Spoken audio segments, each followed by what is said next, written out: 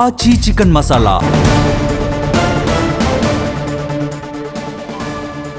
Mancherial corporation Congress కైవసమైంది. 60 divisions లో 50కి పైగా స్థానాల్లో కాంగ్రెస్ అక్కడ విజయం సాధించింది. మరో 3 స్థానాల్లో ఆధిక్యంలో కొనసాగుతోంది కాంగ్రెస్. 4 డివిజన్స్ లో బీఆర్ఎస్ విజయం సాధించింది. అండ్ అక్కడ బీజేపీ ఇప్పటి వరకు ఖాతా తెరవలేదు. ఇంకా 6 వార్డుల కౌంటింగ్ కొనసాగుతోంది.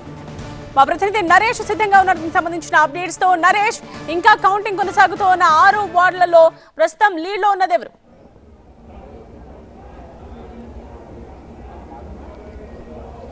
ఇందులో కాస్త మార్పు ఉంది. 50 స్థానాలకు కానీ 44 స్థానాలను మాత్రమే కాంగ్రెస్ కైవసం చేసుకుంది. కౌంటింగ్ పూర్తిగా ముగిసింది.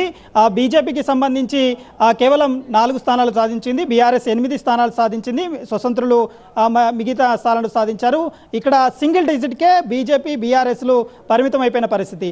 దాదాపు 44 స్థానాలు భారీ ఆధిక్యంతో మేయర్ పీఠాన్ని కైవసం చేసుకుంది. తొలి కార్పొరేషన్ను తన ఖాతాలో వేసుకుంది కాంగ్రెస్. మంచిర్యాల కార్పొరేషన్ను తొలి స్థానాన్ని 60 డివిజన్లకు గాను 44 స్థానాలను కైవసం చేసుకుంది. దాంతోపాటుగా మంచిర్యాల నియోజకవర్గంలో ఉన్న లక్షట్పేట మున్సిపాలిటీని కూడా కాంగ్రెస్ కైవసం చేసుకుంది. అక్కడ 15 వార్డులు ఉంటే ఏకంగా 11 వార్డులను కాంగ్రెస్ కైవసం చేసుకుంది. ఇటు చెన్నూరు నియోజకవర్గంలో కూడా కాంగ్రెస్ సత్తా చాటింది. కాంగ్రెస్ పూర్తి స్థాయిలో సత్తా చాటి కాంగ్రెస్ కైవసం చేసుకున్న పరిస్థితి. కానీ కేతన్పల్లి మున్సిపాలిటీని మాత్రము సిపిఐతో బీఆర్ఎస్ పొత్తు నేపథ్యంలో, ఇక్కడ రాష్ట్ర వ్యాప్తంగా కాంగ్రెస్తో సిపిఐ పొత్తు కొనసాగుతున్న మిత్రబంధం కొనసాగుతుంటే కేతన్పల్లిలో మాత్రము సిపిఐతో బీఆర్ఎస్ పొత్తు పెట్టుకుంది. ఈ బీఆర్ఎస్ పొత్తులోనే అక్కడ కేతన్పల్లికి సంబంధించిన స్థానాన్ని బీఆర్ఎస్ కైవసం చేసుకుంది. 22 స్థానాలకు గాను 10 స్థానాలను కైవసం చేసుకొని మిగిలిన స్థానాలను సిపిఐ కైవసం చేసుకోవడంతో పూర్తిగా బీఆర్ఎస్ మయమైన పరిస్థితి కనిపిస్తుంది. అటు బీజేపీకి సంబంధించి ఒక హంగ ప్రభావం అయితే కనిపిస్తుంది. నిర్మల్ జిల్లాలో బైన్సా, ఖానాపూర్ హంగు కొనసాగుతుంది. ఆదిలాబాద్లో కూడా హంగు కొనసాగుతున్న పరిస్థితులు కనిపిస్తున్నాయి.